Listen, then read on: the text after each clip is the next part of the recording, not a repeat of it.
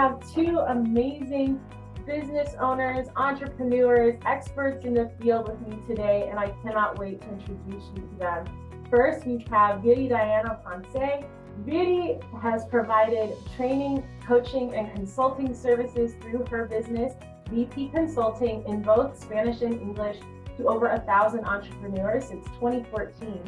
She supports clients in developing financial projections, managing finances, accessing capital, and strengthening their food operation.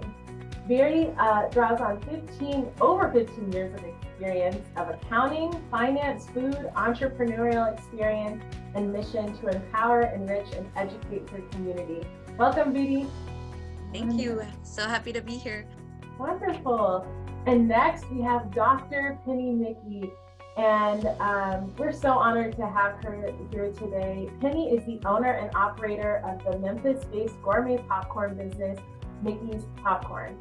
Penny worked with her husband to create a business that blends the nonprofit with the for-profit world on top of amazing flavors like Oreo and Kentucky bourbon caramel. Penny has firsthand experience of preparing her business and maximizing her profits. So welcome, great to have you, Penny. Thank you so much for having me. I'm excited to be here. Yay, okay, we've got so much to cover, so I am gonna get right into it. And Vidi, I'd love to start with you. How can we identify and reduce unnecessary costs in our business?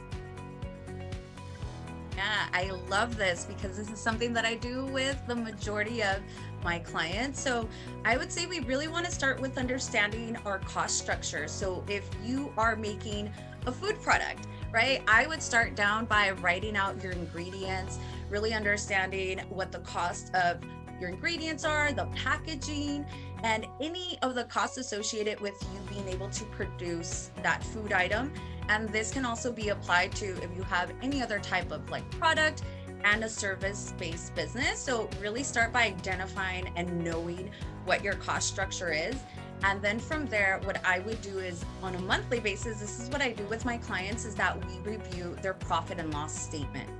And what we do is that we start out by actually looking at the revenue and then going into the different expenses and then really identifying what are the factors that made these expenses either go up or down, and then really asking ourselves, one, do we understand what all the costs are? Because you'll be surprised, sometimes there's some sneaky costs in there or subscriptions that you forgot about. And so if you're reviewing it, you'll be able to catch those. And then also being able to identify, like, are these still necessary for my business? I was just doing this exercise with a client and we realized that there was some personal expenses in there. And it was only until we drilled down that we're like, ooh, that probably shouldn't be there. So she was able to switch over those personal expenses to her personal account.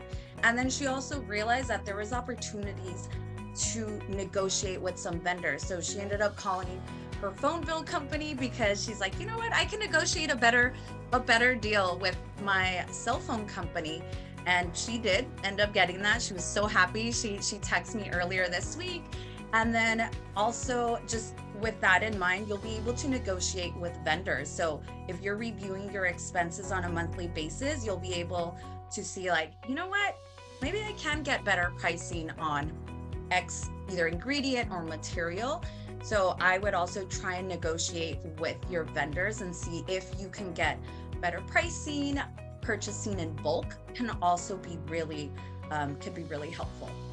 Yeah, that makes so much sense. Making sure that everything is included makes sense, and then trying to get those prices down on the things that we can. You can always ask, you know, the worst thing they're going to say is no. So yeah, my client was so proud after we did that exercise because she was able to remove so many things off of her P&L, right? And just reduce those expenses. And so yes, like, we can take action. And if we do that on a monthly basis, then we'll be able to take real-time action instead of waiting till the end of the year to figure it out when we're doing our taxes.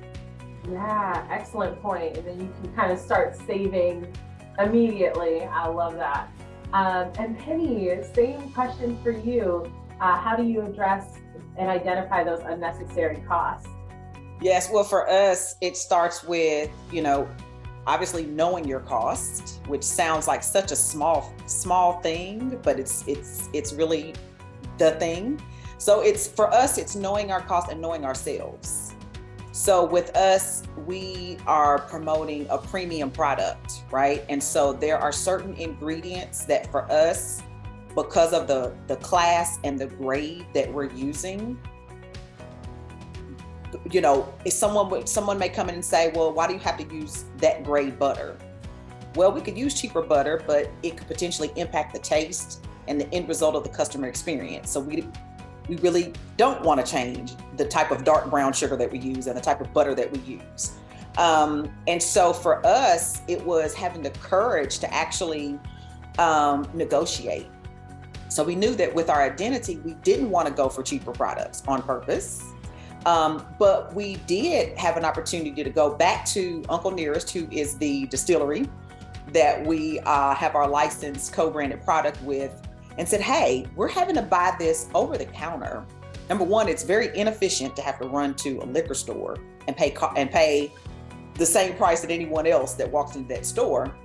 And when we started to talk about volume and about how if we can't access it at a cheaper rate and if we can't access it more efficiently, we'll have to push the unlicensed version of our Tennessee whiskey popcorn. And as a result of that conversation, now we're able to get the alcohol directly from the distillery and at cost, which is really wholesale. So that literally made our cost of the alcohol contents in each bag about 40 cents cheaper, which doesn't sound like a lot, but if you're retaining an additional 40 cents off of your profit, when you start to scale, it adds up quickly. So those are just some areas: understanding who you are and your identity, places where you won't cut corners, and then places where you may not have thought you could cut corners, but you don't know until you have the courage to ask and negotiate. So good. And also, every time you talk about that Tennessee whiskey bourbon popcorn, my mouth just starts watering. It sounds so good. So I'm glad that it is here and here to stay. But I think that's just some excellent points, and I really love all the business owners who are really taking this in. Maybe if you start thinking of some things, and if you want, even drop them in the chat. Where are you maybe identifying some of those places where you are willing to cut corners, and then to Penny's point, where you are this is part of my identity, and we're not doing that. I love that. I want to thank both Dr. Penny Mickey and Viridiana Ponce for coming today and sharing so much expertise. I mean, we have seen you in the chat. Thank you all for attending and being engaged, and we hope you feel more prepared to go and increase those profit margins in your business